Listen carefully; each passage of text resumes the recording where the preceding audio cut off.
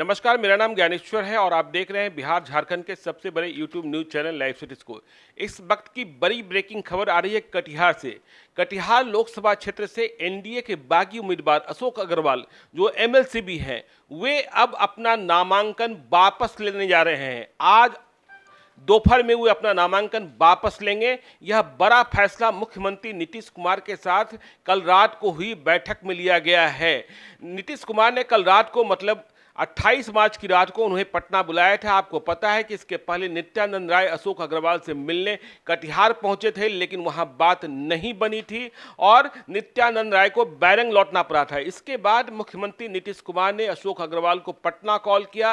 रात में लंबी बात चली और आज 29 मार्च को जब हम आपको यह खबर बता रहे हैं तो हमें खबर यह मिल रही है कि पटना से कटिहार के रास्ते में बहुत तेजी से अशोक अग्रवाल बढ़ रहे हैं ताकि वे निर्धारित समय पर पहुंच जाएं और अपना नामांकन वापस ले सकें।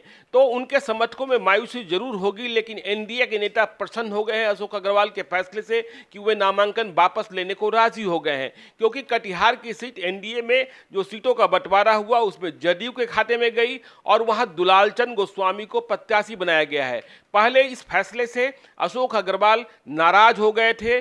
वे लगातार कटिहार से लोकसभा चुनाव लड़ने की तैयारी कर रहे थे और उन्होंने बागी उम्मीदवार के रूप में नामांकन का पर्चा भर दिया था, लेकिन अब नीतीश कुमार के साथ हुई बातचीत में वे मान गए हैं और इसका मतलब यह है कि कटिहार में अब सीधी लड़ाई तारिक अनवर बनाम दुलालचंद गोस्वामी की होगी और अशोक अग्रवाल जैसे ही नामांकन का पर्चा वापस लेंगे, तारिक अनवर के लिए लड़ाई बहुत तीखी हो जाएगी, बहुत कड़ी हो जाएगी, क्योंकि वहां देखिए जिस तरीके से कटिहार में वोटों का ध्रुवीकरण होता है वह हिंदू बनाम मुस्लिम का होता है और अशोक अग्रवाल के मैदान में आने से यह बात लग रही थी कि हिंदू मतों में बिखराव हो सकता है, क्योंकि यदि कटिहार भाजपा की बात करें तो कहा यह जाता है कि जिधर अशोक अग्रवाल भाजपा उधर।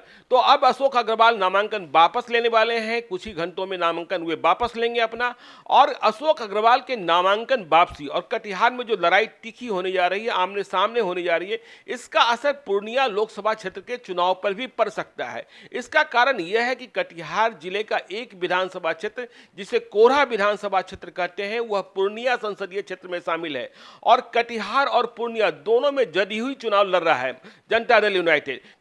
पूर्णिया में संतोष कुशवाहा उम्मीदवार हैं और कटिहार में दुलालचंद गोस्वामी उम्मीदवार हैं। पूर्णिया में भी भाजपा से बाहर आए और फिर कांग्रेस में शामिल हुए उदय सिंह उर्फ पप्पू सिंह चुनाव लड़ रहे हैं, जिनका भाजपा के संगठन पर, जो पुराना संगठन है, उस पर प्रभाव रहा है। तो अशोक अग्रवाल के नामांकन की खबर कटिहार से बड़ी खबर आ रही है और जैसे ही वे नामांकन वापस लेंगे हम आपको और बताएंगे। अभी जब आपको हम बता रहे हैं तो फिर से बता दें कि वे पटना से कटिहार के रास्ते में बहुत तेजी से आगे बढ़ रहे हैं। नीतीश कुमार से उनके निजी रिश्ते रहे हैं। जब भी नीतीश कुमार कटिहार जाते हैं तो उनके घर जरूर जाते हैं। नीतीश कुमार ने अपने निजी रिश्तों का हवाला दिया है और बताया है कि आपके साथ मेरे रिश्ते कैसे रहे, भविष्य में आपका ख्याल रखा जाएगा। तो अशोक अग्रवाल नामांकन वापस लेंगे आज। इस वक्त की बड़ी खबर आप देखते रहिए लाइव सिटीज को। यदि अब तक आपने हमारे यूट्यूब चैनल को सब्सक्राइब नहीं किया है तो जरूर कर लीजिएगा। धन्यवाद।